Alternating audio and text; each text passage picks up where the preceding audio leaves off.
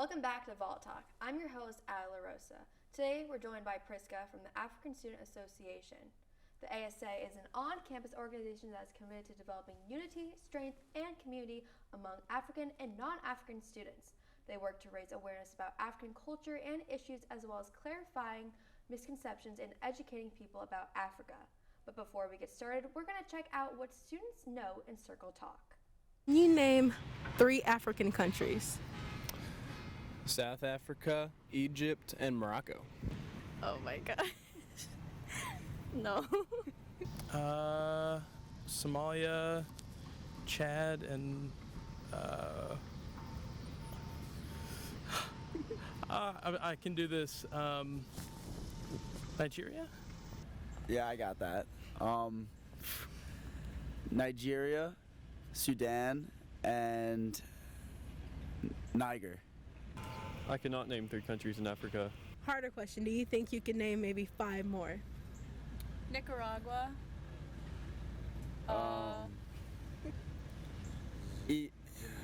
Zimbabwe. Zimbabwe, is that? Yeah. Ethiopia. I was gonna say that too, but I didn't want to sound stupid. South Africa. Are you familiar with ASA, the African Student Association? I'm not. No. I'm not. Yes and no. I think I've heard about it. Yes, Yes. Yeah. I am familiar with Not it. like that familiar, but I've heard of it. I've heard of it as well. Yeah, me too. Great program for what I hear. Priska, thank you so much for being here. Thank you so much for having me. Of course. Would you like to tell us a little bit more about you and where you're from? Yes, so my name is Chigozie Priska Chukwemeka. I'm originally from Nigeria, Africa, but I moved here in 2009, and ever since I've resonated between New York and Clarksville, Tennessee. I'm a senior studying neuroscience on the pre-med track with 2 minors in public health and Africana studies. It's awesome. So how did you get started with ASA? Yeah, so I found out about ASA my spring sophomore semester, and at the time they hosted an event. It was a movie night event during the month of October. We just watched a movie and we shared like hot cocoa and s'mores with one another. And prior to that, this was prior to when like COVID hit and everything was shut down, but during the spring semester things started opening up, and that's when I found out that ASA, we even had an ASA here at UT. So that's how I got involved in ASA. That's awesome. What movie was it? It was Get Out. Okay.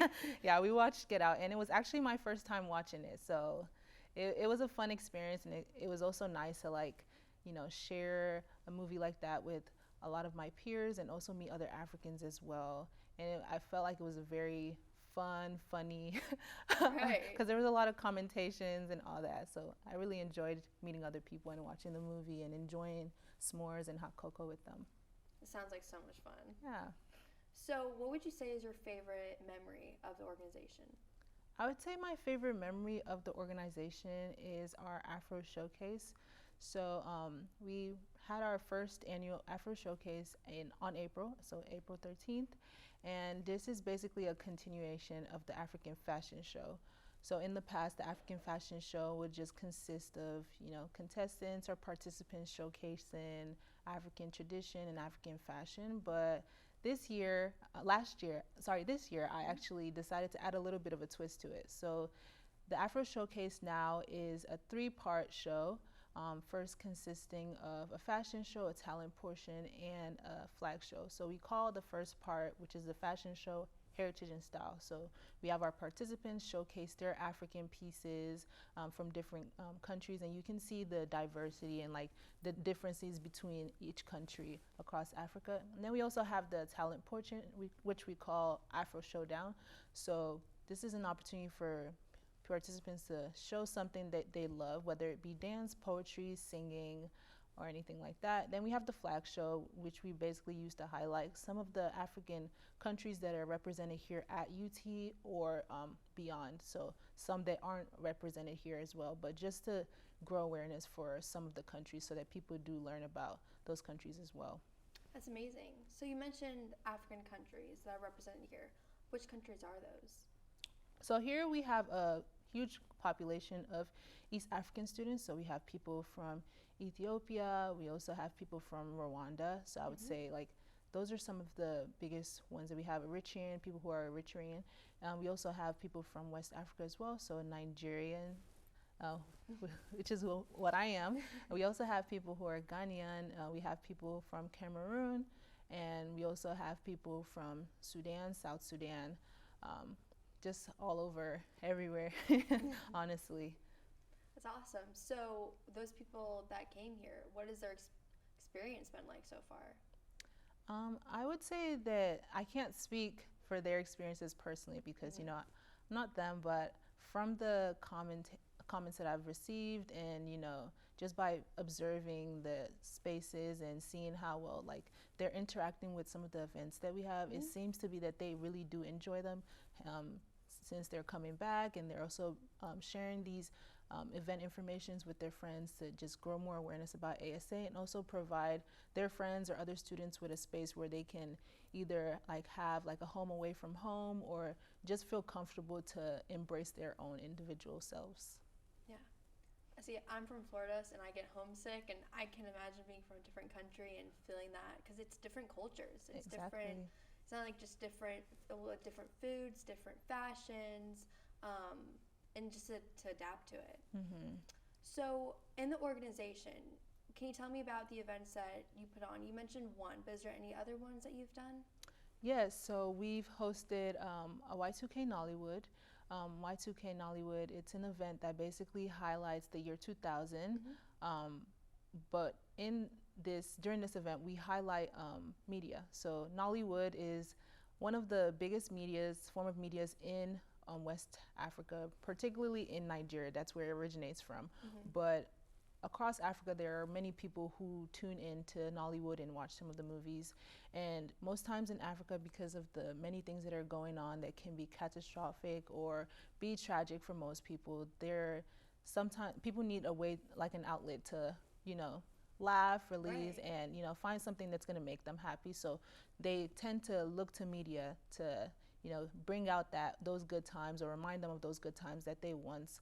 So we basically highlight how media was used to help people get through hard time and also highlight certain things that were happening in the community. So some of the films that were created by Nollywood highlight some historical events that have occurred, and it also raises awareness for those events as well, whether it be about the government, whether it be about things that are happening in the community, or whether it's about like things that are particular to your own family, and it teaches you things like how to treat people, how to be kind to one another, and things like that. And we host this event in October, so it gives people an opportunity to dress up like their favorite Nollywood actors, which revolves around the Y2K era, so that Y2K fashion. So I really like that event, and I feel like it's a really fun event for students to just show their own creativity. Another event that we have hosted in the past, that we are trying to like host now in the future, is we're trying to put on the Mr. and Mrs. ASA banquet, which is what we are going to be hosting next week, Friday. Wow, yeah. soon. Yes, so this is going to be our first time trying this out, but it's essentially an event where we basically teach students about African kings and queens before pre-colonial times, so during pre-colonial times before colonization happened, and we learn a little bit about like the roles and responsibilities that those people held and how they went about their daily lives. So that is something that we are trying to implement this year and to host as well. But that's a little bit about some of the events that we've hosted in the past. One really big one that I almost forgot is our famous picnic. So each fall semester we host a picnic. So last year it was the rainbow picnic, and then if you're on TikTok or anything, you've seen the rainbow picnic, and it's essentially an opportunity for students to like bring things to share with one another that corresponds with the color that they are assigned. So we broke it off into like different classifications, so freshmen, sophomores, juniors, seniors, and grad students as well, because we have some grad students in our organization. And it went really well, so we decided to host it again this year. So we hosted it a few weeks ago, but now it was in collaboration with other organizations on campus. So we had the Asian American Association, we had Brothers United for Excellence Squad, and a few other organizations that joined us for that event. And we called it the Unity Gathering. It was a great opportunity for students to meet one another and also find ways to get involved on campus.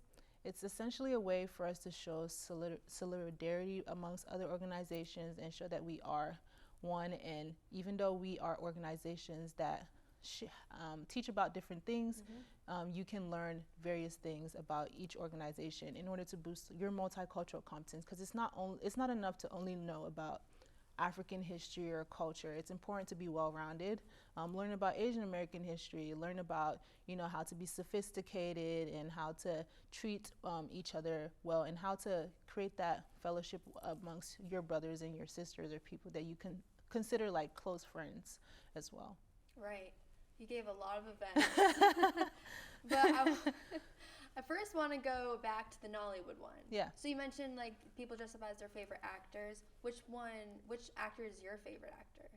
So growing up, I really liked watching Aki and Popo. So they are these two they're not really twins, but anytime movies were put on, they were kind of like grouped as twins, but troublesome twins. In the community, they wouldn't like, listen to their parents, and they would just do things that were very silly. So like I mentioned earlier, one of my favorite movie genres is comedy. So I really like watching them. I also like watching, there's a guy, his name's called Sophia. So he's also a funny actor that I also like watching. And, like I mentioned, most times in Africa, there are certain things that occur that like are catastrophic and a little bit tragic, and you just want to take your mind off those things. So watching comedy really does take your mind off things, and it also reminds you like, if these people are here and they're trying to like find a different outlet to make sure that we are spreading like good things about our community, then we can at least be hopeful and look to the future and still try to like keep going regardless of everything that's going on. I love how you mentioned that entertainment and media, it does distract you from those things. And especially in those hard times, that those are the outlets that we can look at and laugh at stupid things. And comedy is great. It soothes us all. You mentioned the rainbow picnic. What did you bring, and what was your color? So my color was green. Okay. But I didn't bring anything green. I like cooking and making like different types of dishes. So for that event, I made meat pie and puff puff. So meat pie is a pastry that's made out of dough, and it has like meats cooked in it with carrots and potatoes. So I brought that for the event. But some of our members did bring some green items. So I picked up like the green Lay's potato chips, the sour cream and onions, and some other green items that I found. And I was able to like get some pictures with like my green outfit, but most of the things that I brought were cooked food. And I think it's kind of hard to like bring something cooked that's green unless it's like broccoli or you like put food dye in it. That's true. Yeah. Makes me think of like St. Patrick's Day, like putting food color into little like foods that you wouldn't even think are green. So, with the events that have gone on, what has been your favorite? I know there's a lot, so it's a lot to narrow it down. Or what's something memorable from the event? I would say that from the Unity gathering that occurred just a few weeks ago, something memorable would be like seeing the amount of people that turned out for the event.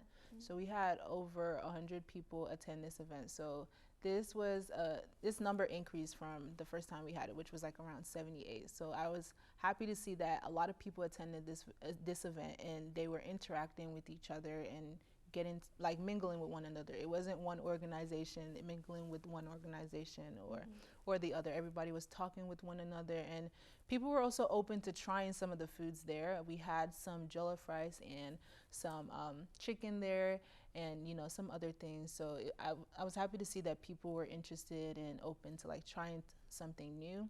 And for the Afro Showcase, I would say that it being my first time ever hosting a showcase, because I hosted it and I was very nervous, but I liked it.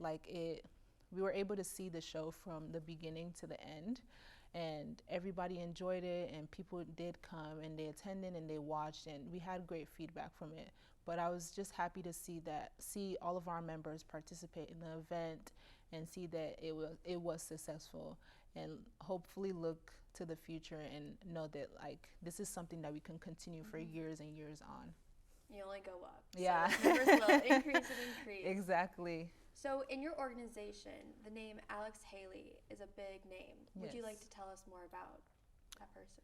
Yes, so Alex Haley, he is an American writer who once taught in this very building. And a lot of the things that he lectured on or taught was about Black heritage, African history, and if you're familiar with the movie Roots, he also talks about his ancestors and the route that they had to take from being taken from Africa to being brought here to America, and the road and path that it took to gain freedom. And Alex Haley holds a very special place in ASA's heart because during his time here, a plaque was dedicated in his name, I believe on April 1st, 1992. And this plaque was dedicated by ASA to Alex Haley to basically commemorate his efforts in basically sharing African heritage and Black history. And a little bit about the plaque and the tree that was used to commemorate him. It was planted in Circle Park, but unfortunately the tree was taken down and the plaque was removed without our knowledge. Yeah, so it was a little bit disheartening to hear. I received the news from one of our professors here. His name is Dr. Saul. He's an Africana Studies professor. And after receiving news, I felt like it was important for me to inform my members and see if there's a way that we can try to reinstate this piece of history and make sure that people know who Alex Haley is and the efforts and things that he did here on campus for us. So with time and with the help of Nick Dalton, who is part of SGA, we were able to replant the tree and put the plaque back, but not in the same location. So we were able to move the plaque in the tree to HSS lawn where it's more open and accessible to everybody and everybody can see it. So that's a little bit about Alex Haley and the tree. And this summer we received news that the SGA won the outstanding achievement for the legislation that was passed, which was basically used to reinstate the tree. So they won a legislation award for that. So it was really nice to see that this act and the fact that they were able to pass this bill is not only recognized here at UT, but it's recognized other places outside of UT. Right. I'm sorry that it got moved without your permission. Yeah. But I'm glad that now it's in a place that more people can come to. Because I feel like Circle Park is just it's in the back and it's its own little thing. But HSS, so much happens on that lawn. Exactly. So for the organization, you talked about, like I said, it being moved without your consent, basically. What are the obstacles that the organization has faced besides that? I would say one of the obstacles that we face is the retention of students who aren't African or African American students. So a lot of times when people think of ASA, the African Student Association, they tend to think that our organization is only for Africans, and it's a misconception. ASA is not only for Africans. We're open to members who are African American, of African descent, or who aren't African. It's just a safe space for people to learn about African culture and heritage and history. Because like I said, it's not only enough to learn about who you are and your identity, it's also important to learn about other people so that we can be socially aware. So retaining those members have been a little bit difficult, but this year what we've also tried to do is try to highlight different countries in Africa so that there is that inclusivity and people are being more aware of various countries in Africa. And we also try to incorporate some things that are done here in America. So, for example, during our tabling event, so we have this pastry. It's another thing that I like making. It's called puff puff, but in Africa we don't. It's a fried dough. It's fried dough, but we don't really put any like confectionery on it, no sugar on top, or like anything too sweet. So we don't really take things that are too sweet, but just understanding that, you know, we are in the Western world and some people like things that are a little bit sweeter. So what I did was just like make a little bit that was just like how, you know, African people typically make it, but then also make a portion that had like a little bit more sweetening on it, like powdered sugar, condensed milk, and Oreos. And people really liked it, and I liked how other people were able to come to our table and like actually try both, or try either or, and we got some great feedback from it. So just trying to find ways to like incorporate ways that where they can also learn about Africa, its history, its culture, its traditions, but still have a twist on it where, you know, it still draws them in and they still want to learn more.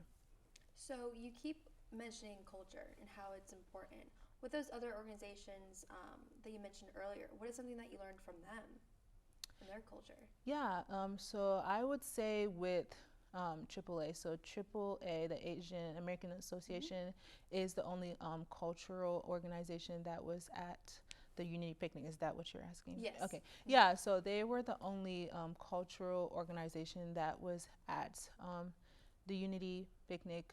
And some things that they tend to do is just to remind students at their events that they're not exclusive, and they're open to, you know, other students like coming to their events and all that.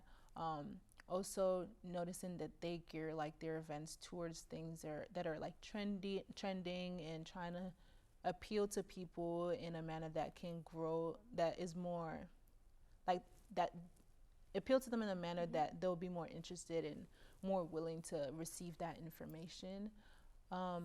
That's a few things that I've learned from those organizations that I have tried to like implement into our organization in order to retain our members more, and also giving our members more of a say, letting them decide on what they want to see in our events, asking them questions about which events they liked in the past, and if they want that same event to be, you know, continued in the future, asking them what activities they'd like to do during our general body meetings, but just also trying to get their input on things so that it's not really an organization that is only ran by our e-board members, but an organization that is ran by everybody involved.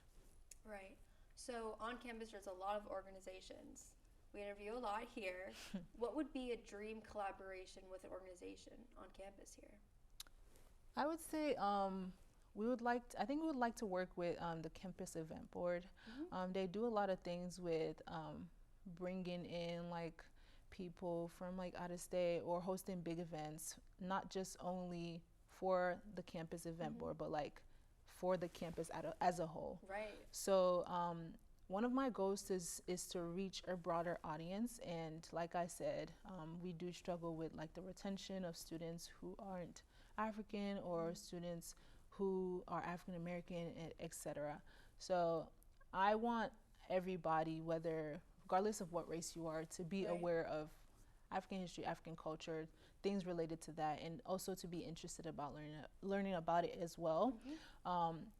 So I think that partnering with the campus event board would provide us with that publicity and, you know, expansion to also inform people about what we do as an organization. Something that we've been looking into is potentially an Afro Fest in the spring semester, but festival style, obviously. So when you think of a festival really big, artists, vendors, different foods, things like that. So in the future, I hope that we can collaborate with the campus event board to expand this event and have it where everybody on campus is aware of it, and they can attend and have fun and interact with our members, and just everybody interact with each other on campus, essentially. Right. So CB, if you're listening, call her up. They're ready. She's got ideas. So besides events, What would be what is advice that you want to give to people who want to try out go into the organization that are not scared of it, but curious about it, and they don't know where to start with being more cultured and learning about African American culture? Yeah, I think most times like it's easier said than done because you can tell somebody just go to the events, just go to the events. But sometimes it really just takes just going to an event to see if it's the space for you. If I feel like if I personally didn't go to that event my sophomore year spring semester, then I wouldn't have found ASA. And finding a community like this is very, very important for my identity as an African student. So when you think about other people who want to expand their knowledge, I would say just going and trying it out and sitting in and asking questions, or just interacting with people, because you'll never really know unless you try. And even if you try and you don't like it, at least you tried. Right. And you know what you like, and you can gauge how involved you want to be and how much information you want to grasp from it. So I would say go to the events. Most of our events are posted, majority and all of our events are posted on Vollink.